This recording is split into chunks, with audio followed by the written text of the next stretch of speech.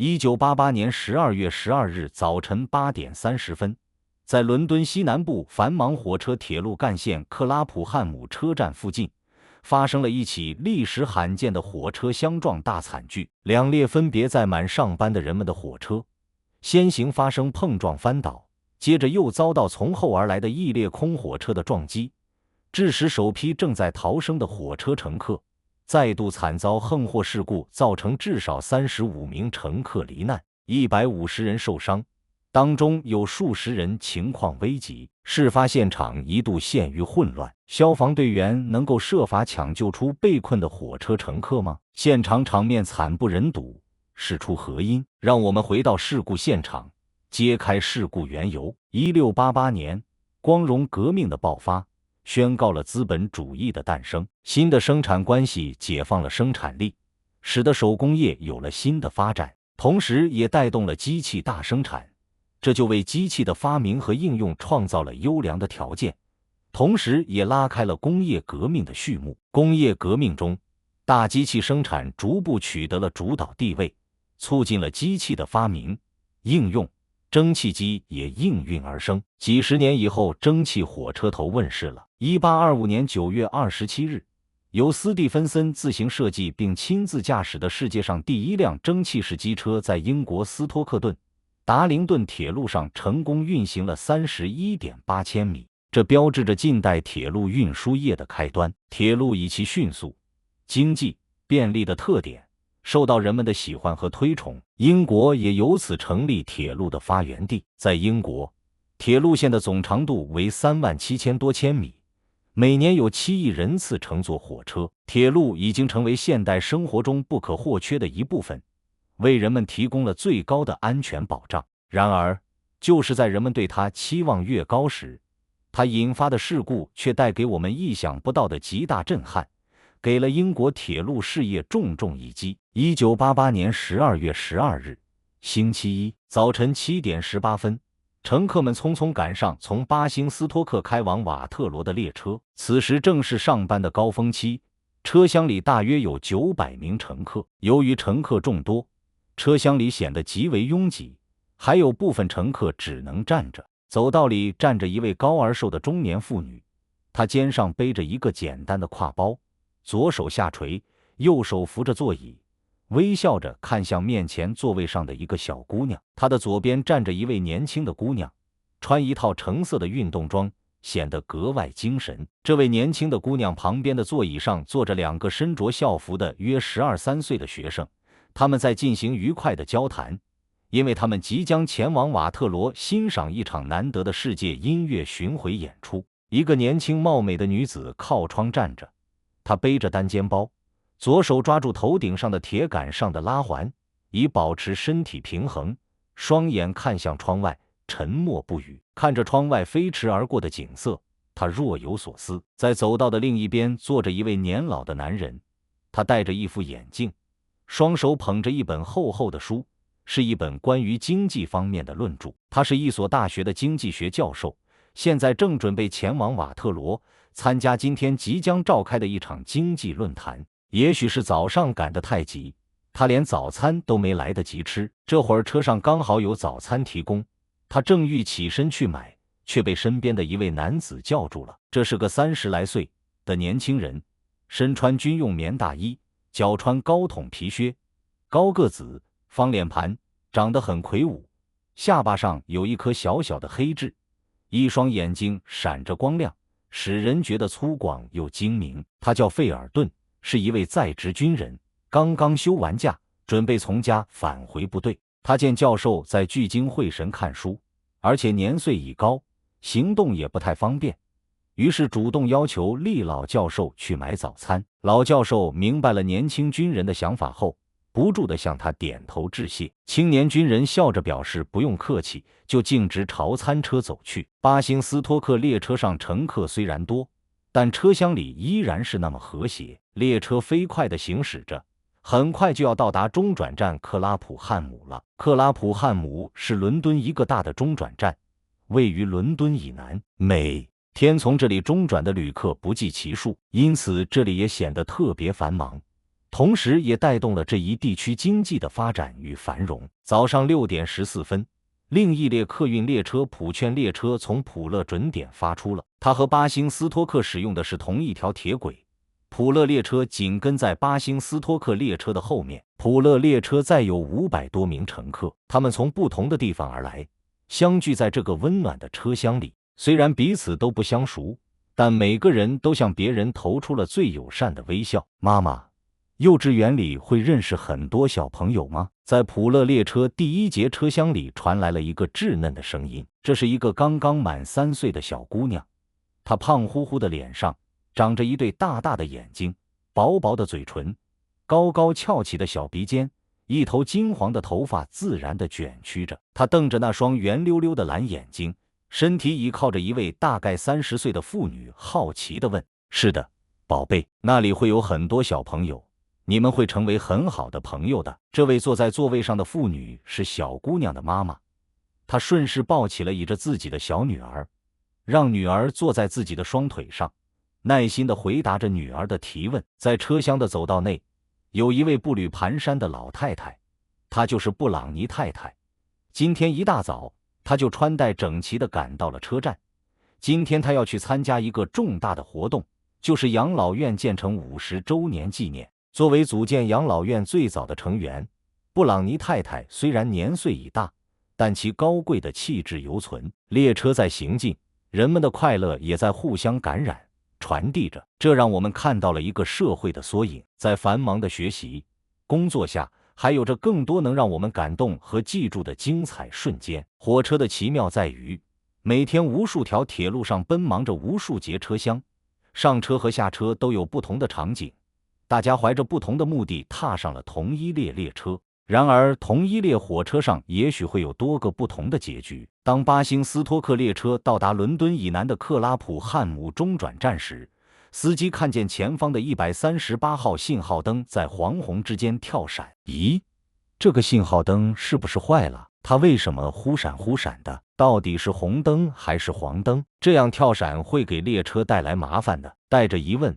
他自言自语道。依照惯例，他在下一个信号灯处停下了车，紧接着便走出了驾驶室，开始向铁路公司打电话报告这一异常情况。这时，从普勒出发的普勒列车也已行驶至克拉普汉姆中转站附近了。它和巴兴斯托克列车只相距几分钟车程。早上8点10分，普勒列车经过138号信号灯，此时信号灯显示是黄色的。普勒列车司机看见黄色的信号灯，黄色信号灯表示前方很安全，于是普勒列车司机驾着列车继续向前行驶。就在他驾着列车刚刚拐弯过后，竟惊讶地发现前方停着一列客车。哦，这是怎么回事？哦，不，普券列车司机看见前方停藏的巴兴斯托克列车时，一下傻了眼，他赶紧刹车。可是高速的列车岂是说停就停的？关键是前方还有停着的列车。此时采取措施已经晚矣，车上的乘客感觉到紧急刹车了。有几个反应比较敏捷的青年乘客知道列车要撞上前面的一辆列车了，于是想逃离这辆即将出事的列车。可是车门和车窗不是一瞬间能打开的，他们已经没有时间开启门窗了。就在普勒列车司机意识到危险来临时，他在第一反应内快速拉下了紧急刹车装置，但最终还是撞上了巴兴斯托克列车的尾部。砰的一声巨响，就像一次炸弹爆炸，周围的一切全都撞碎了，到处都是碎片。这时，紧跟着普勒列车的还有一列刚刚到达的空车。当普勒列车撞上了巴兴斯托克列车后，他又转而撞向了他后面刚到的空车。在撞击发生的一瞬间，由于巴兴斯托克列车的车体相对较轻，普勒列车的第一节车厢斜穿过它。车上的乘客面对这场突如其来的灾难毫无准备，纷纷从列车座位上撞飞了起来，接着又重重地摔在了车厢的地板上。有的人受了伤，很多人已经动弹不得了。有的伤势不太重的乘客赶快打开列车车窗，准备从窗户里跳车，但已经晚了。冲进来的普勒列车早已撞得支离破碎。坚硬的普勒列车钢制车厢穿透了巴辛斯托克列车的整个车体，不但使2节车厢完全被毁，也夺去了车厢里大部分人的生命。坐在巴辛斯托克列车倒数第2节车厢里的一位中年男人，因为他当时在座位上卧着，所以受伤情况不太严重，只是身上受了几处伤，额头左边被碰破了皮，在流血，但无大碍。就在火车相撞的一刹那，他突然醒了，疼得从座位上翻起来，被眼前的撞击吓得目瞪口呆了，好像这列车永远都不会停下来似的。接着因力疼痛，他又迅速坐下，露出极为痛苦的表情。最后列车终于停下来了，普勒列车的整个车顶都扎进了车厢，金属都被撕裂了，劲发出的碎片飞得到处都是。车厢里有个女人在尖叫，她被埋在一堆金属和杂物下面，她的手断了，情况非常紧急。还有之前那个靠窗坐的年轻貌美的女子，她的脖子上有一道很深的伤口，不知道能不能活下去。车厢里乱糟糟的一片，看到的只有断胳膊断腿、受伤的人，惊叫声、呼喊声一阵紧似一阵，地上有血在不停地流动，形势十分危急。事故发生后，紧急救援队接到事故报警电话，几分钟后便快速到达了事故现场。许多人的伤势并不重，但他们被塌下来的车厢困住了。救援人员的当务之急是抢救出被困在普勒列车头2节车厢中的乘客。问题在于，几节车厢被撞击的力量挤得像手风琴一样，被挤扁了，空间被压缩，人体和车厢的残骸挤成一团，这增加了救援工作的难度。为了卸赎被困的乘客，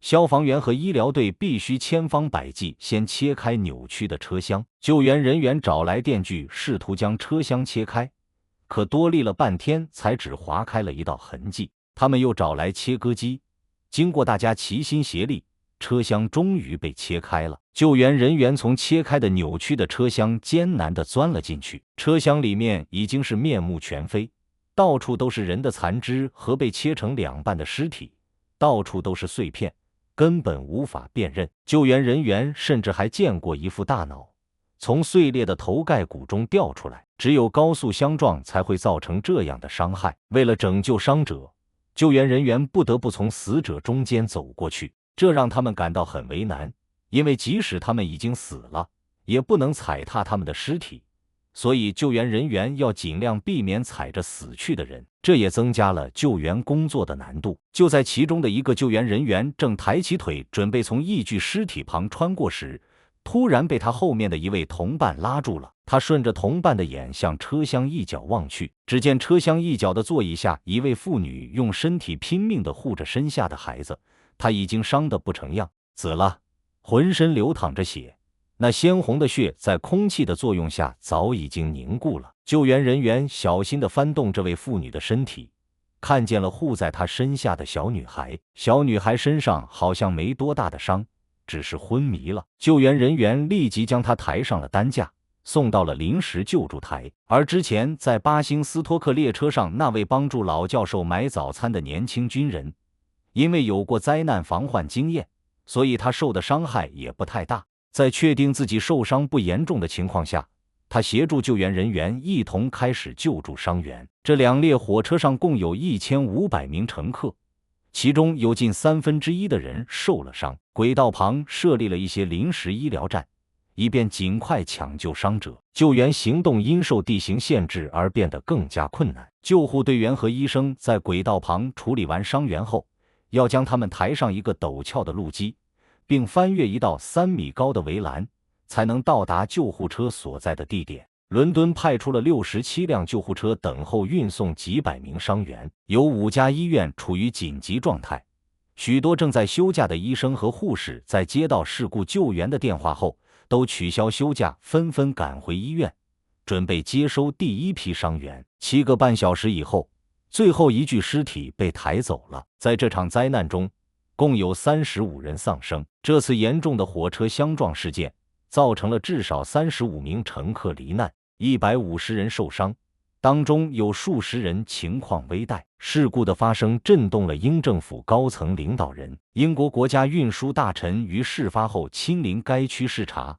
英国首相撒切尔夫人对此意外事件表示遗憾，并向遇难者家属致以慰问。紧急救援小组的奋战已经结束，接力牌交到了调查人员手中。原英国安全部官员史丹利·赫尔要求每个部门，包括土木工程部、机械工程部、信号工程部，都应该反省自己。负责人应该亲自检查每一处设备，找出造成这起事故的原因。例如，土木工程师应该检查铁轨，看看是否有异常情况导致出轨；机械工程师应该检查驾驶室，看看制动闸和动力闸分别在什么位置，设备是否失常；信号工程师应该去信号室问问信号员当时的情况，有哪些车在运行，它发出了什么信号，控制器和开关处于什么位置。所有这一切都应该记录下来。英国国家铁路运输局按照安全部的部署，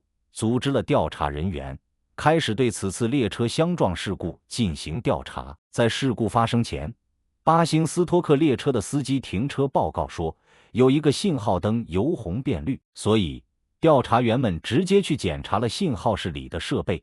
他们惊讶地发现，在信号系统例行的更新换代过程中，一根通了电的电线未被竖起，而是松松地悬垂着。事故原因很快就要水落石出了。据约克大学的科林·迪瓦尔教授介绍，20世纪80年代初，铁路经历了一次大范围的改造。这次改造是从1948年铁路国有化以来最大的一次改造。旧式的维多利亚机械信号系统逐渐被现代化的彩色信号灯所取代。在伦敦郊区的每条线路上，都安上了变色彩灯信号系统。所有的信号灯都是彩色的，很像公路上的交通灯。这套信号系统的基本原理是，火车的轮子所到之处就会截断铁轨上通过的电流，使它不能从铁轨的一侧流向另一侧。如果电流不能从铁轨的一侧到达另一侧，就说明这段铁轨上有一列火车，那么后面的信号灯就会变红，以便保护行进的火车。当司机遇上红灯时，会有几个提示信号，首先是一个绿灯，然后是2个黄灯，意思是准备减速，紧接着是一个黄灯，预示着下一个信号将是红灯，准备停车。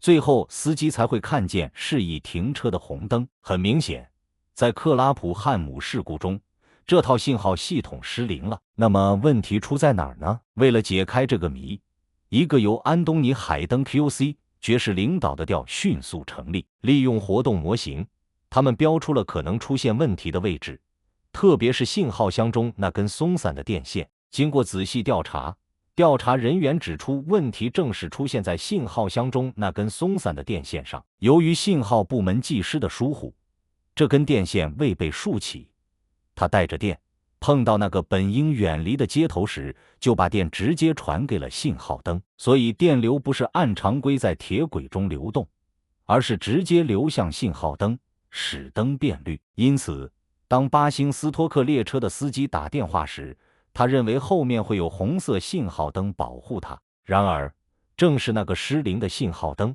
引导着普勒列车奔向悲剧的终点。信号箱中的电线出现熬散的状况了，相关的工程技术人员难道没检验出来吗？调查组又赶紧找到铁路上的工程技术部，经过调载发现，在这起那故中，更多的是注入出了工人过度疲劳和超时工作的问题。克拉普汉姆中转站是欧洲最繁忙的铁路中转站。在事故发生前8个月，英国铁路系统开始实施一项名为战争的计划，也就是沃特罗地区信号系统更新计划。由于时间太紧，为了将该系统彻底更新，工作人员必须连续奋战13个星期。那位没捆住电线的工程师在13个星期中只休息了1天，他的工作既无人监督，也从未接受过检验。而实际上，按照规定，只要是在信号设备中安装的电线，都应该由专门人员进行检查。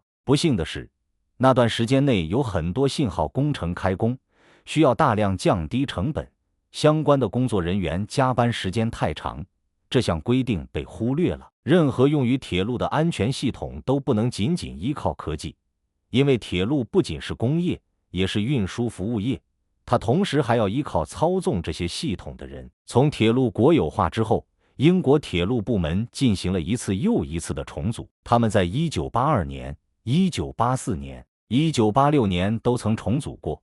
本打算今年再来一次，但机构重组对日常工作的影响却是难以估量的。每次重组，被调职的人员都要花一段时间去适应新工作，并和新同事建立起新的合作关系。当事故发生的时候，重组人员尚未进入状态。作为重组计划的一部分，英国铁道部计划投资几百万英镑更新设备，但是他们为什么不拿出一部分投资来更新使用了30年的车厢呢？克拉普汉姆事故调查组也提出了这样的疑虑。即使信号灯出现故障，引起列车相撞，可是以前发生的类似的撞车事件并未造成如此众多的人员伤亡，那么为何这次事故却如此严重呢？为保证这项工作的实施，克拉普汉姆调查组建议对英国铁路车辆开展研究。1号车厢是英国铁道部门自1948年国有化之后引进的1等车厢，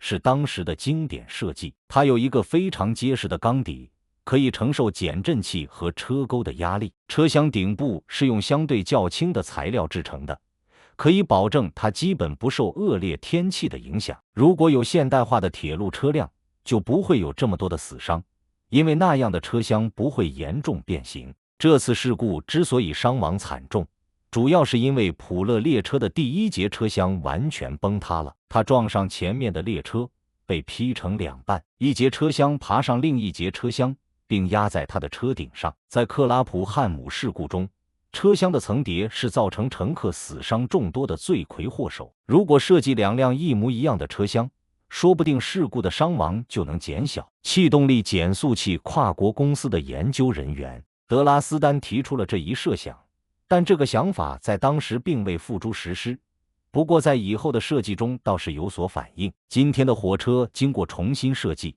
现在的车厢看起来就像一节管道，这种结构非常坚固，可在撞击发生时减缓冲力，对乘客的保护也更加周密了。即使乘客被抛出，也会被车厢的内壁挡住。自克拉普汉姆事故发生以后，克拉普汉姆调查组建议对英国铁路车辆的安全性能进行研究改进。他们开始实施一个名叫安全研究的研究项目，主要研究车厢表面及内部的安全问题。研究人员找到了一些方法，他们试图给车厢顶施加一定的压力。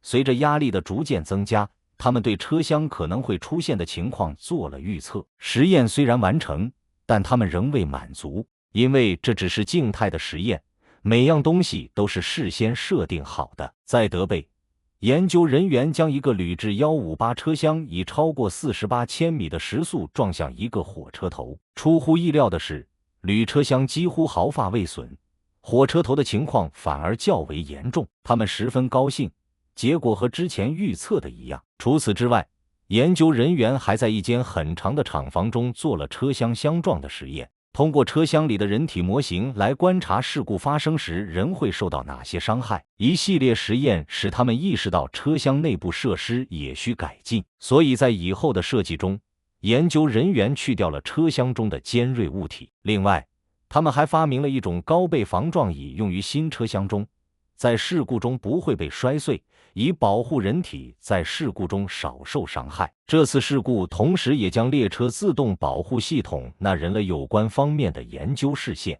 那是一套刹车系统，通过它可以将信号灯发出的信号和列车的保险速度等信息直接从路轨传入驾驶室的电脑中。如果司机未按安全程序驾驶，这套系统就会立即自动刹车。英国铁道部在2条路线上做了这项试验，以马里兰博为起点的赤尔登线，从帕丁顿到布里斯托的大西线。试验后，他们发现，要在英国所有的火车上装配这套系统的话，技术上难度很大，造价也很昂贵。为使它正常工作，必须提供周到而详尽的行车状况，并给出关于行车安全标准的具体数据，这很难做到。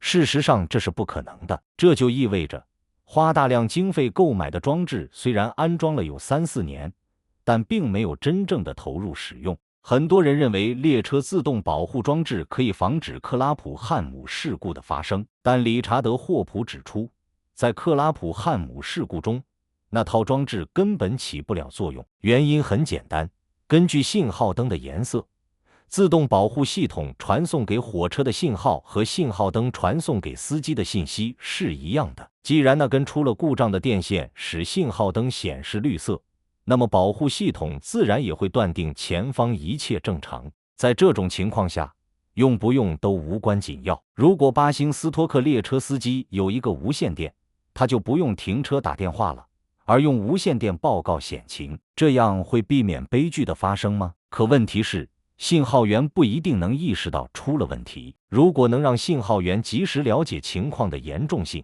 他可能会向所有驶进克拉普汉姆的司机发出警告：信号系统紧急故障，停车。众所周知，普勒列车距巴辛斯托克列车仅数分钟车程。